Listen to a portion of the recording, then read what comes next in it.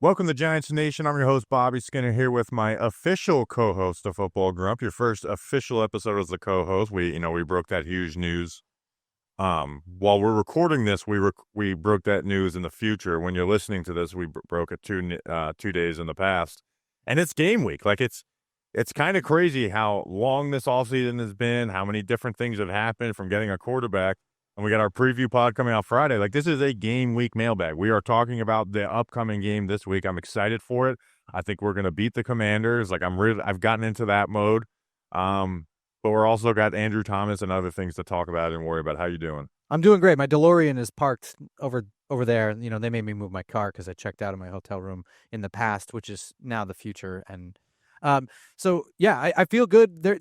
It is game week, but there's still a lot of time, and there's a lot of stuff that can still happen. And the Andrew Thomas thing is like looming over us a little bit right now, but it is a different feeling when it's game week. This is no longer hypothetical. I'm getting much less and less calm and more amped and excited. And I'm ready for it, man. I'm ready for football. Yeah, and just for people like, where are you guys? We are at south of the border still. And that's it. All right, so let's get into this mailbag episode.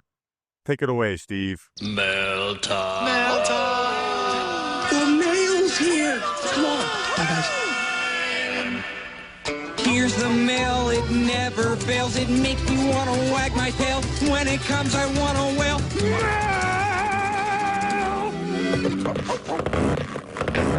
Mail! Thanks, Steve, from Blues Clues Grump. Let's get into the mail. Hell yeah.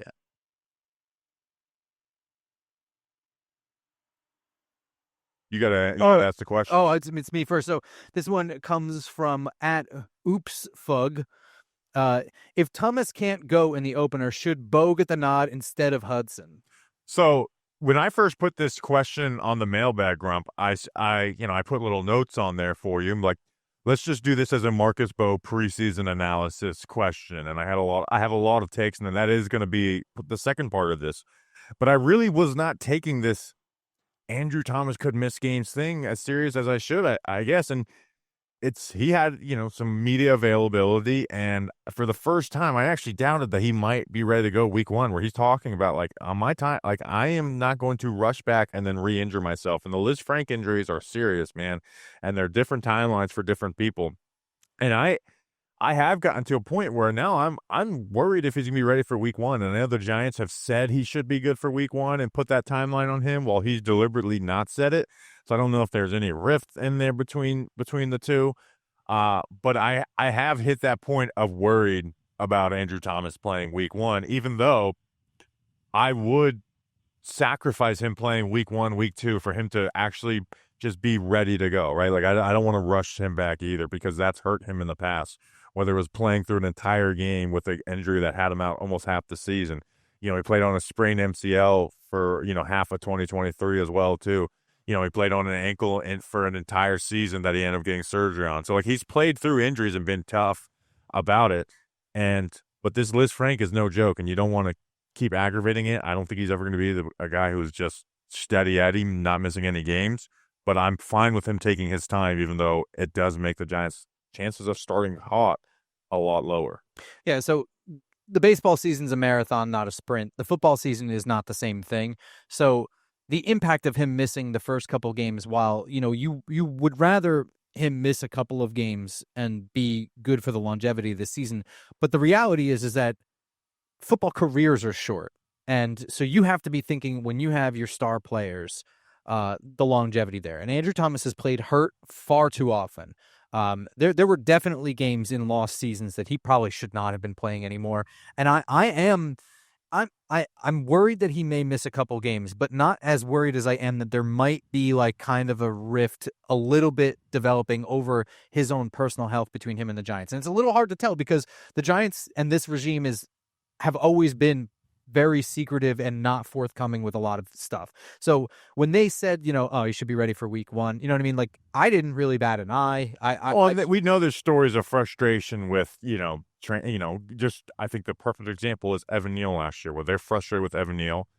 And hey, Evan Neal's not good, but frustrated with Evan Neal because he's not rehabbing with the team as much as they like. And Evan Neal's frustrated with them because he had a a broken foot, and they're like, yeah, you got a sprained ankle, and send him back out to practice. Like, Right.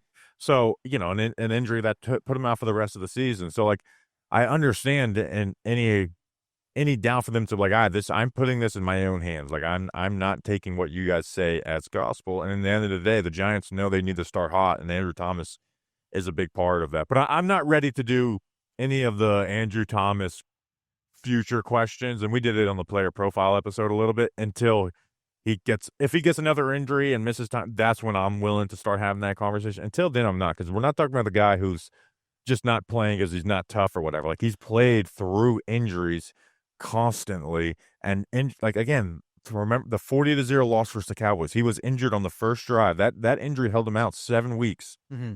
He played the entire game with that injury. Again, his rookie season, the second year, played through an ankle injury those entire years. Played on a sprained MCL the second half of 2023. So he's tough. When people are like, oh, he doesn't fit smart, tough, dependable. He's smart. No. He's smart and tough, but unfortunately, he's not dependable with the injuries. Yeah, but I mean, I don't think this is a question of Andrew Thomas's toughness. And I also, just because there might be a current disagreement over how to handle his injury and how far along he may be and how to handle his rehab, doesn't mean that when I say like a rift, I don't mean it's a rift that's going to separate the relationship between the Giants and Andrew Thomas. It may not be a long-term thing. It just may be a current disagreement on where they are, and it may not even be a disagreement. Again, this could just be the Giants were not forthcoming with their injury stuff because they're not forthcoming with anything. Well, with him, they were forthcoming where they said we expect him to be back for week 1. They've said that a couple times now. And Thomas has deliberately not said that. So he's been at practice, but he did like individuals. Yeah, he's like, as the time of this recording, he has not done an 11-on-11 team drill yet. And eventually he's going to have to get out there, whether he has had practice or not. But I'm still holding out hope that he's ready to go week 1. Sure. Because he's important. So the second half of that question was, if Thomas can't go in the opener, should Bo get the nod instead of Hudson? Well, first, he won't, but I do want to talk about Marcus Bo's preseason, Grump. Right. And I did a film breakdown on him. I'll say this. As a Marcus Bo guy, I do think his preseason got a little bit overrated, and here's why. Because week 1, he was dominant. Week 1 against the Bills playing right tackle, he was so good. Like, it was teach tape off a right tackle play. He was throwing out different pass sets. He was handling strength well. He had good moments in the run game. And then they started playing him at left tackle, like solely the second 2 preseason games, which I think is good because he has not played the left side. And I should have went and looked this up. I don't know if he played the left side in high school, but like, he didn't play the left side at all at Purdue outside of 3 snaps at left guard his first year there. So he is not comfortable at the left side. Like I saw against the Patriots and the Jets, just like stat-wise, he gave up 3 quarterback hits and 2 pressures in those 2 games. Like, as an efficiency number, that would have put him like bottom 10 in the NFL in pass blocking efficiency. Now, it didn't look like he wasn't giving up sacks. He wasn't getting blown away, right? So it wasn't like he's terrible in these 2 games that people aren't realizing. He just wasn't as good as he was the first 2 games. And you saw guys kind of work that inside stab and use his lack of length against him a couple times where they got around the corner. And then power, no one just like put him on his ass, but they were able to squeeze, push the pocket, work and speed the power. So I think a little bit of that is his like not being super comfortable at left tackle, but also you do see some of the issues that make us talk about position changes possibly eventually with Marcus Bo. So I think at some point this year, if they're relying on James Hudson as a starter, that they should go to Marcus Bo. But I've slowed down on the rush to get him out there because unfortunately, we didn't get to see him against starters at all in preseason, where Hudson didn't look good in the preseason, but we at least saw him against starters. We've yet to see Bo do that, but I also, at the same time, I'm like, but what if you put him at right and Illuminor at left? So I think eventually he is one of the best 6 offensive linemen on the team, but I'm not as in a rush to put him over James Hudson as I was after week 1 against the Bills, where I thought he was just dominant. So I'm going to say, should he get the nod over Hudson? The answer is no for week 1 from me. But it's not because, like you said, like it's not because I don't think that he's one of the 6 best offensive linemen. if we're going by, all things considered. But the reality is the Giants didn't really put him in a position to compete with Hudson for that swing tackle spot. And he didn't really get the shot at left tackle until those final 2 preseason games, which might have been telling on how things were developing with Andrew Thomas if we had thought that, but or maybe just not. Maybe that was him just earning reps. It's a little difficult to tell right now, but the reality is that he didn't really get the training to solidify himself at tackle, which there were questions in the draft if he would be a tackle or a guard. I think, in my opinion, I think he's a tackle. I think with the issues that he has, his ability to recover and his work ethic, I think that he's going to remain a tackle in his career. I don't think that the switch to guard is going to happen for him, at least not early on in his career. We'll see how things develop. But right now, he's not really put in a position to succeed week 1. And the real question, I think, becomes, do you do Jermaine Illuminor or do you do Hudson at left tackle and put somebody else at right tackle? But here's the thing. You still didn't do that even. You didn't play the musical chairs with Illuminor. Well, here's the thing is because I would like to see Illuminor spend an entire year at right tackle and the fact that Thomas is coming back, right? We may not be back week 1, but he is coming back early in the season, we would assume. And I guess assuming things at this point with Andrew Thomas isn't the best business. But, like, that's where I'm a little more open to, like, all right, just Hudson's been the plan to be that swing at left. Throw him out there for a game or 2. You keep Illuminor at right? Don't, keep flipping Illuminor. Now, if Thomas gets a serious injury in the season, that's when my take on that, mailbag episode following that game is going to be like, let's put Illuminor at left. Let's put Marcus Bowe at right tackle. And if that doesn't go well, you can always go back. Because, again, he's a 5th-round pick. We're not talking about a top of the 2nd-round pick where once you put him in, it's hard to take him out. Like, you can do that. Hell, you could even change that back in at halftime if you felt absolutely necessary. Here, we're getting some Body Armor waters because I was getting a little thirsty. Well, I mean, here's the other thing. We're pretty sure that Thomas is coming back at the beginning of the year because they've had to do some roster gymnastics, and if they felt he wasn't going to be ready for any of the first 4 games, he'd be on the PUP list. Yeah. I mean, they've been saying week 1, so. All right, next question. Or here. Hold on. And then Andrew Thomas, and then they fell down the stream, and I was just buying time. I didn't know what the hell you were doing here. All right, so now the next question comes from @Giants_Ryan, and he says, is there anything that Jaxson Dart did in the preseason that overturned any criticisms you had about him in the pre-draft process? So we're using this question again to talk about Jaxson Dart's preseason as a whole, which we haven't done on a podcast yet. And since we're not going to see Dart for a while, this is the last time. This is the last time we'll be analyzing his game until he eventually goes in. So like I said, it's the last time. So here's what I haven't changed preseason. We talked about on the player profile. I don't let preseason change my opinion on rookie quarterbacks because it's unfortunately lied to me too many times, or even forget rookie quarterbacks, any quarterbacks, it's just lied to me too many times. If we made big changes on rookie, like Kenny Pickett was great his preseason. Zach Wilson was really good. We talk about Daniel Jones, Mac Jones. Now if Jaxson Dart was terrible in preseason, that's where you're like, oh gosh, you're terrible against like the basic defenses. So like he at least passed a test of doing well against anything. He did really well, I thought. Well, I think the thing that I've learned from it, though, is not necessarily about Jaxson Dart, and maybe gets me a little more excited about Jaxson Dart, is how Brian Dable's going to handle Jaxson Dart. So when he does go in, if they're not going to overwhelm him, like Brian Dable's going to allow him to play fast, and like he's going to build things in for like if Dart doesn't see something, he's going to give him like some outlets to get out of it, and Dable is going to Dable's going to lean into like, hey man, like if you don't see something, use your legs and be creative, make a play. Yeah, like I go back to like 2 plays that really got praised by Jaxson Dart from the preseason. I thought were bad reads on like one of the more used Brian Dable play pass concepts. There was that Gunnar Olszewski 50-yard catch. Dart read that totally wrong, right? Like they were on both sides of the field. There was throws to be there, and he doesn't. But he runs up in the pocket while keeping his eyes up, and then finds Gunnar. And that's sometimes like how young quarterbacks get by early on because they're not going to know everything. They're not going to make the right read. and their athleticism and natural playmaking ability, like that can help them survive. So I think that's where I've, maybe changed a little bit, is like, all right, maybe the playmaking can keep him alive, and then eventually he's going to have to learn these big boy things and do them well, but that can help get him there until he really masters those things. So, he got passes out on time, he had good pre-snap reads for the most part. There was some really big boy reads, the deep Bo Collins throw, that Bo Collins, drop was kind of a little low.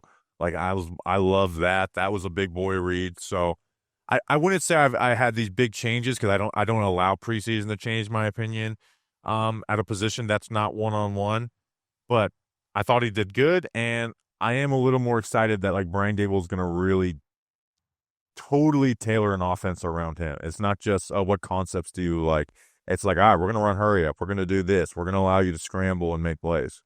Yeah, I'm going to say that it's a yes and no answer for me. So part of the reason it's a no for me is that in terms of did he do anything that changed my opinion on him, is I came in with very tempered expectations. And it's not because I didn't like Jaxson Dart in the draft process. It's just I knew Jaxson Dart was going to be someone that needed to take time to move to the next level. And the Giants have created the infrastructure around him for that to happen. So I had no expectations of him being rushed along. They made every move in the offseason to ensure that he didn't need to be rushed. Now, where I agree that there's been some change is, again, like you said, in the way Brian Dable's handled him. And this is not you're fitting into my offense. This is not I have a package of plays for your skill set. This is I can design something that works for you, and we can kind of mix our worlds together here. So I think that I totally agree in that there are definitely some learning curve things here, and he should be afforded that time, right? Like, he's a young quarterback. He was not a number 1 overall pick. He wasn't even in that discussion.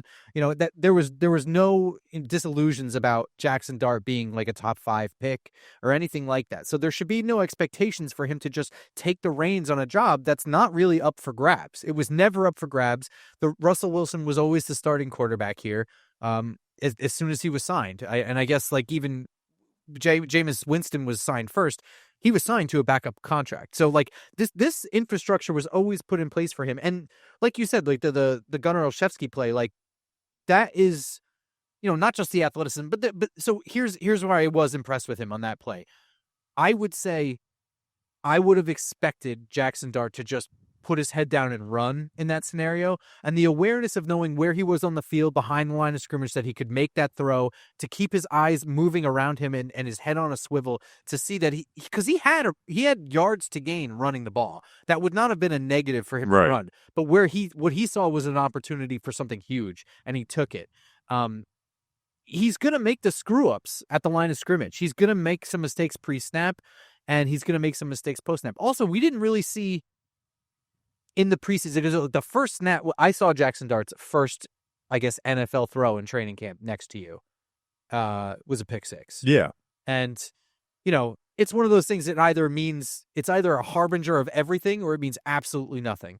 And right now, that looked like the lone really bad Jaxson Dart play, like really bad play. Yeah, and then or even early in camp, it wasn't like these bad decisions. It was just holding on to the ball, right? And that got better quickly. So that's where you saw the progress. And like you said, to finish off this Jaxson Dart talk for a while, hopefully the Giants are just winning games, and we don't have to do every mailbag tweet we put out is like, when should Jaxson Dart start? God.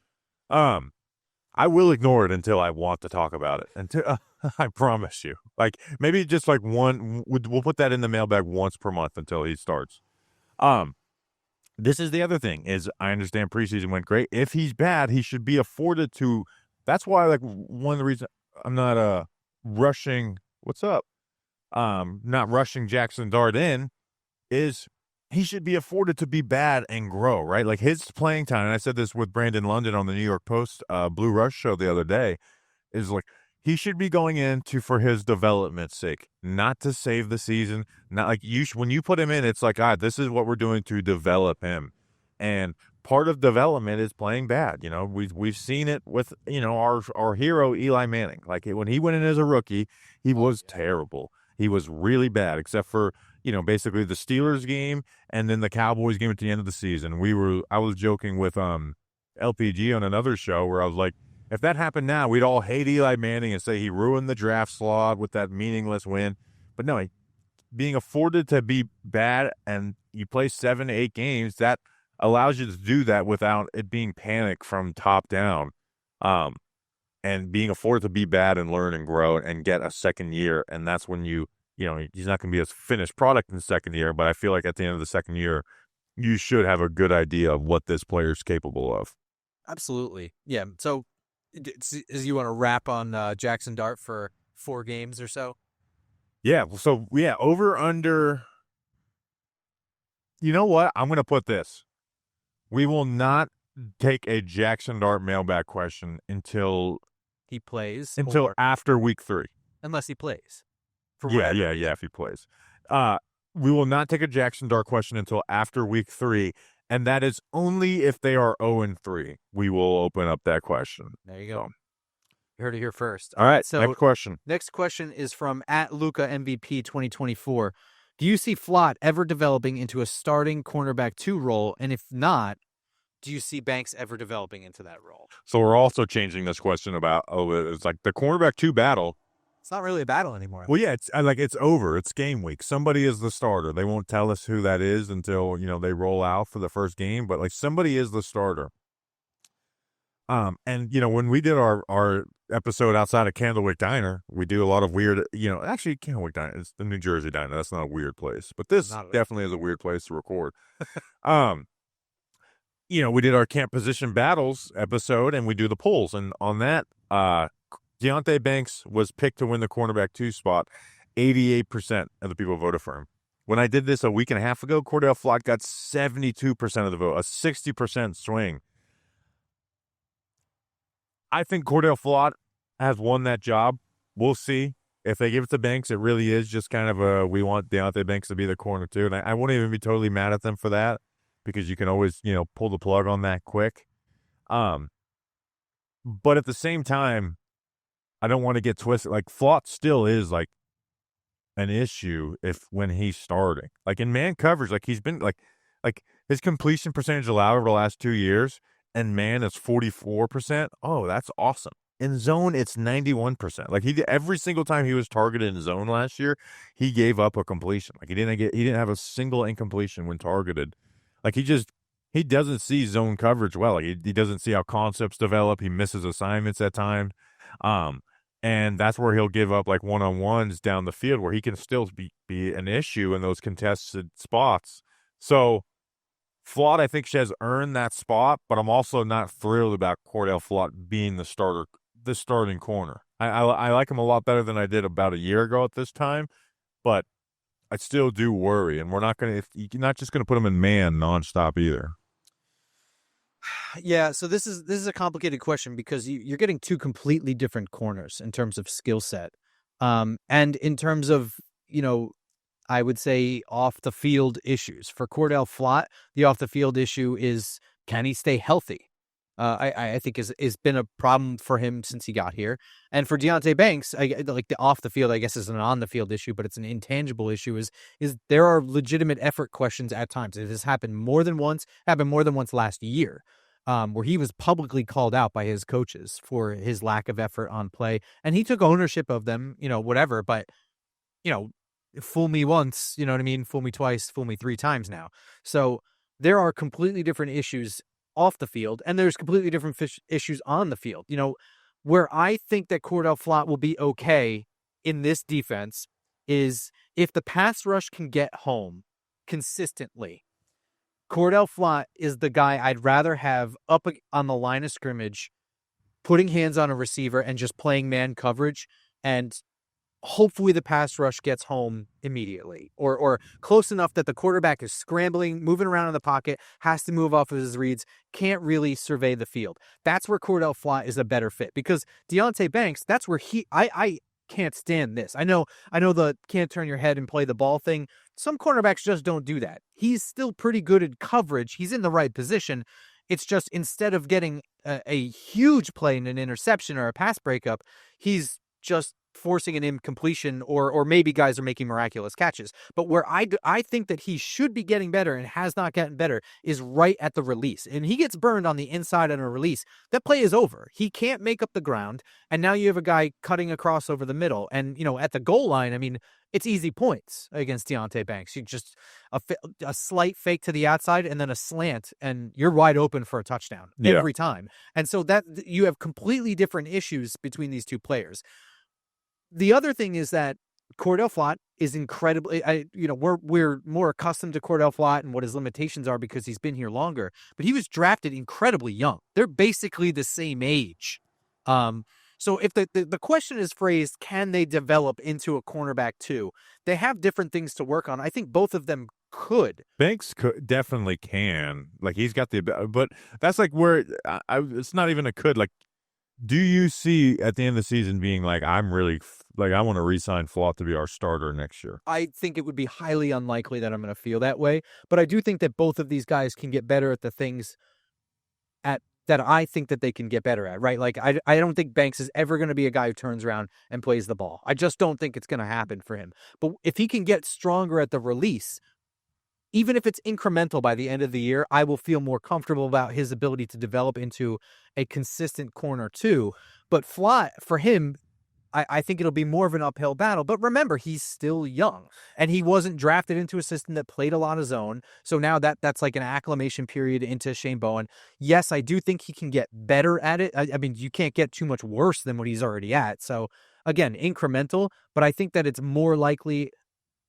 I think it's unlikely for both of them to move the needle much for me by the end of this season, but Deonte Banks more likely than Cordell. Like you said with the Deonte Banks point about like being stronger at the release, a lot of times like, oh, well, he got taken out of Wink Martindale's scheme. I was like, I don't think Wink Martindale's scheme is having a favorable opinion of him, because in Wink Martindale's scheme, he was playing a lot of press man, and guess where he gets cooked? Yeah.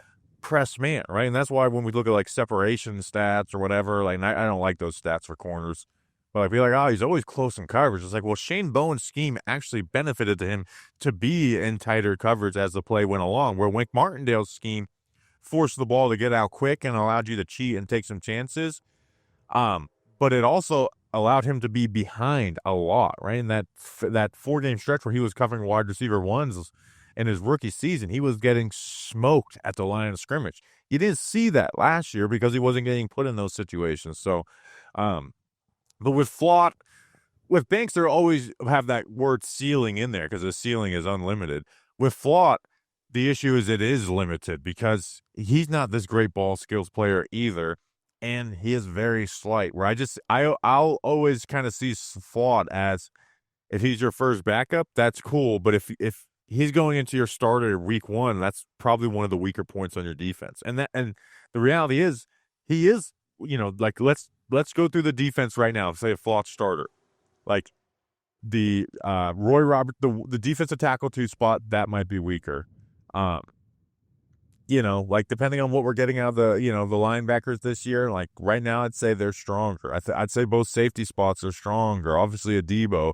And then Drew Phillips, I envision being stronger too. And then so that puts him as like a second weak spot, which isn't the worst thing in the world, but I don't know if I'm ever going to view him as a total like game changer. Not even game changer, just like this is a guy we need to sign to a 3-year, $36 million contract to keep him around. I think he is someone who's living on cheap 1 to 2 year deals. Yeah, but I mean, I don't think he's getting that on the open market either. So whether he returns to the Giants or not, they know him best and they know his development. So they may have the inside track on what his ceiling is. But you know what is a game changer, Bobby?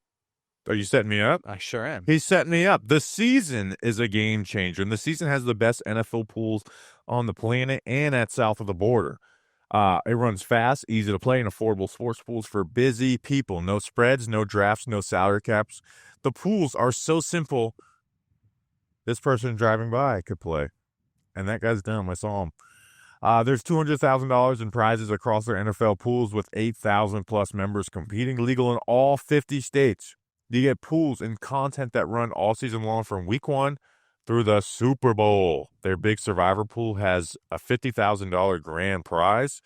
By the way, we're saving that next question for when we get. Well, I want to get Crank out here for that one. Okay. 58% off the 12-pool bundle, just $50 for 6 months of entertainment. Exclusive $500 prize to whichever Giants Nation fan lasts the longest in the Big Survivor Pool. If we get 100 people in, get free pools for life by referring friends with your link. Our link is www.theseason.com/GN. We're also giving away free entries on each podcast running up to kickoff in the YouTube comments. Create your account using our link, then reply to the pinned YouTube comment below with your season username, and we'll randomly select the winner for each episode. Remember to use our link to be eligible. That's www.theseason.com/GN. You'll be glad you did. You'll be glad you did. And I'm glad that Van Twick asked us this question. Are you concerned with the lack of depth at wide receiver? We are one neighbor's injury away from being the worst wide receiver room in the league. And I have plenty of opinions on this, so you go ahead. Yeah, we even leaked into our 53-man pod on Friday. And I guess we'll be repeating a little bit of takes, but I'm surprised. And we are recording this on Friday, middle of the day. So there's, 2.5 days until this episode comes out. I'm surprised they haven't added anybody to try and upgrade this room. Not even like a practice squad guy of a guy who's, got some yards in the NFL. Like, their backups are really, like, Jalen Hyatt to me is not very useful. And if he's starting, like, I think we're screwed out of one receiver. I don't think that receiver is giving us anything. Bo Collins, again, I don't view him as a super real option right away. Again, if he's put in for 10 plays, you put him down at the goal line, you can use his sides and blocking and stuff. But I'm talking about, like, if Slayton or Neighbors gets injured, we're getting there. Like, people are like, oh, well, if Neighbors gets injured, we're screwed anyways. But if Slayton gets injured, we shouldn't be screwed. Or Wandell, for that matter. Yeah, and that's another thing. Gunnar Olszewski, he's not a receiving player. He has 180 yards since in 7 years in the NFL. So I'm surprised that they didn't make other efforts to try and upgrade this room, because you can find wide receivers for cheap. There's waiver claims. Again, Trey Palmer just felt like it made too much sense. And I know people if they'd gotten overexcited about him as a player, but I really do think he would have been our wide receiver 4 from day one. So I'm disappointed in this as probably the biggest offseason roster blunder, in my opinion, because, it's fair to say, like, oh, you're getting upset over waiver claims. I get that. But this is the one position, a veteran backup that can actually contribute in case of emergency. This is something you can get as a waiver claim.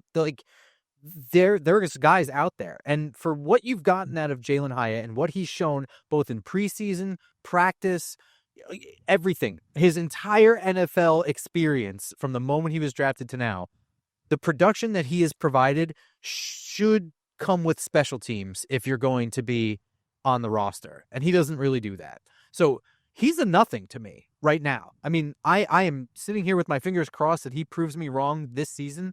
But, because I'm not rooting for failure here. But right now, that's a liability to me. That's something where, I'm hoping for Jalen Hyatt to take this leap, but I'm not banking on it where I have no backup plan whatsoever. Bo Collins, he's a developmental guy. He's not a backup plan. If you need somebody to do something, in the first quarter of the season, I'm not expecting a UDFA wide receiver to be delivering on any of that.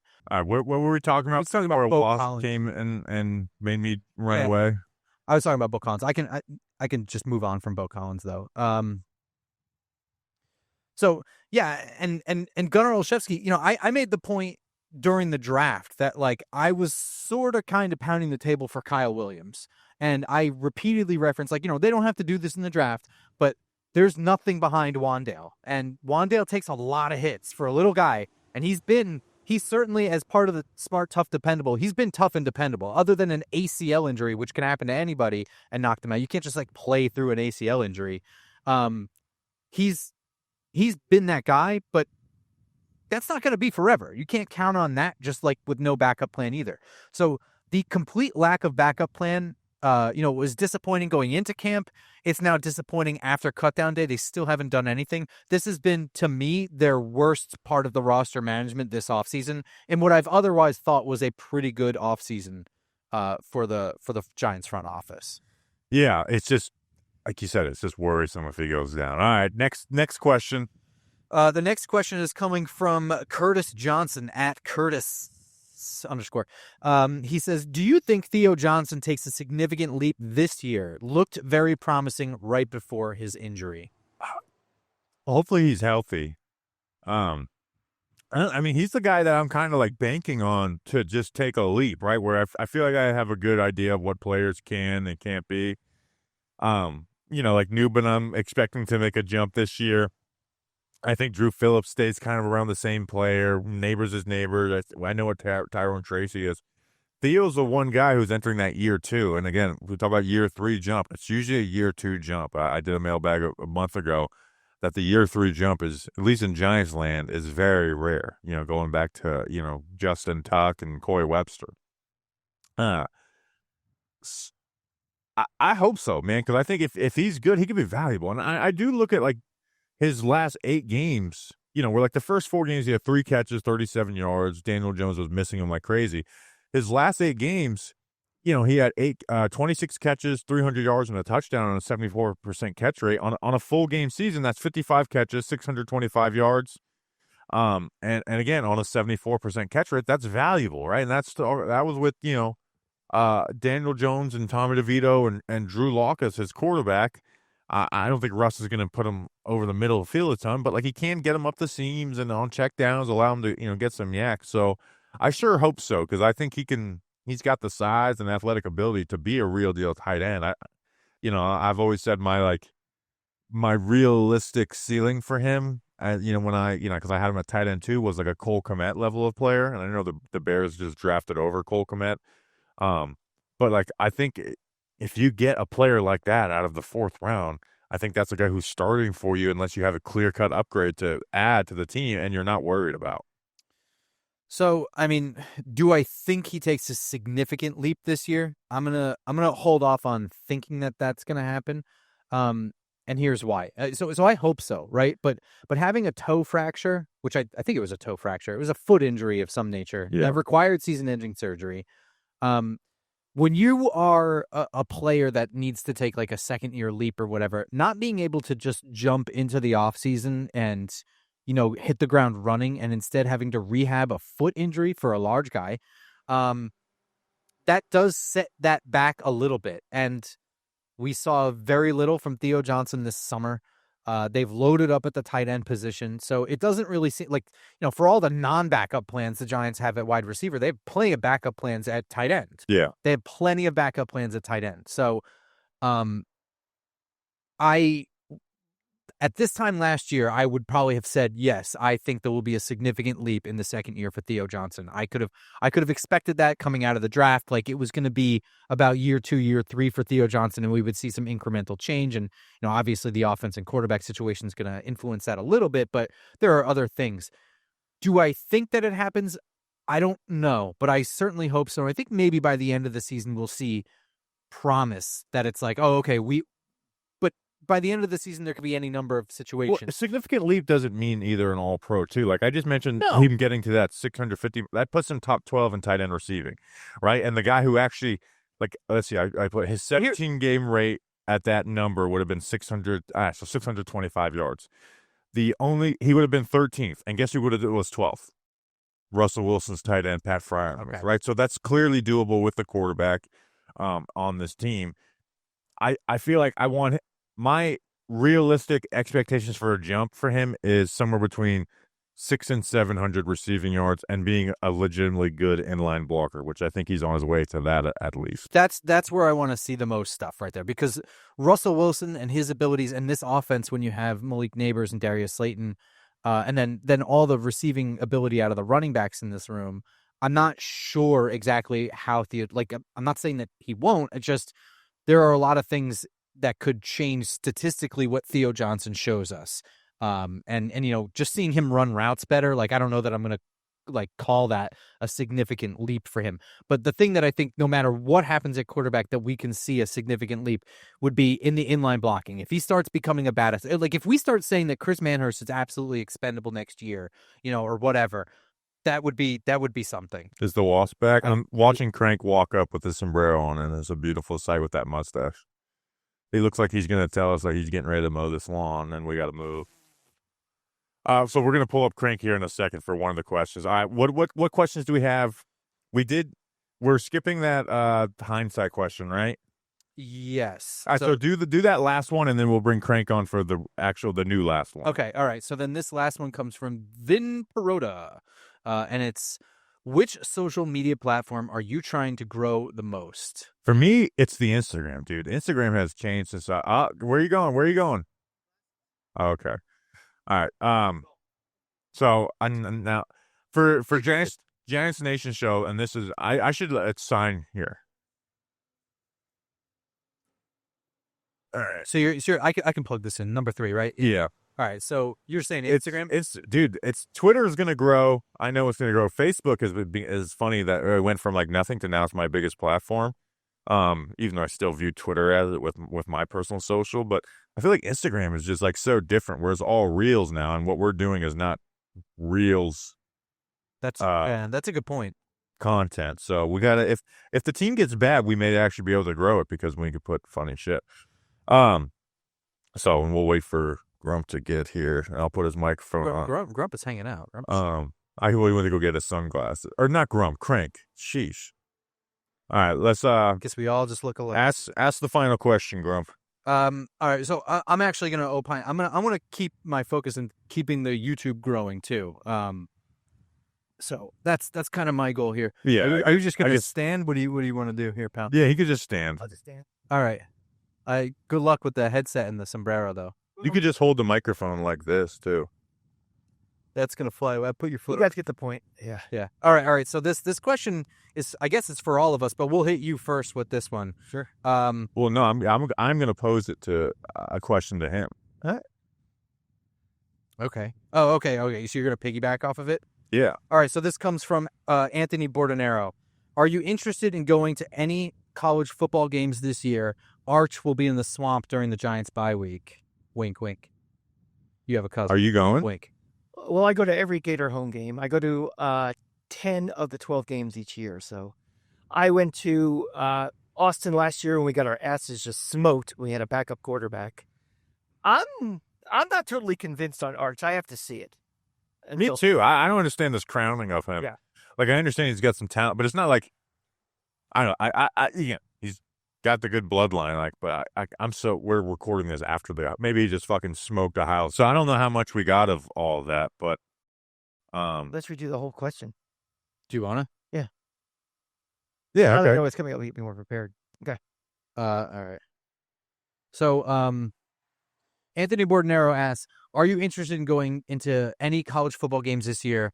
Arch will be in the swamp during Giants bye week. So I kind of want to do that. My wife has been asking me to go to a Gators game. I've never been to a game in the swamp before. Oh, you're missing out. You been? Oh, yeah. He brought me a couple times. I have season tickets to the Gators. I go to every home game, and I go to probably 3 of the 5 away games in addition to all the Giant games we go to. So when there's a big game, when there's a top 5 game against a big rival, the swamp elevates to a level. It's unmatched to anything I've ever been to. Yeah. Hopefully the Gators can stay good up until that point too.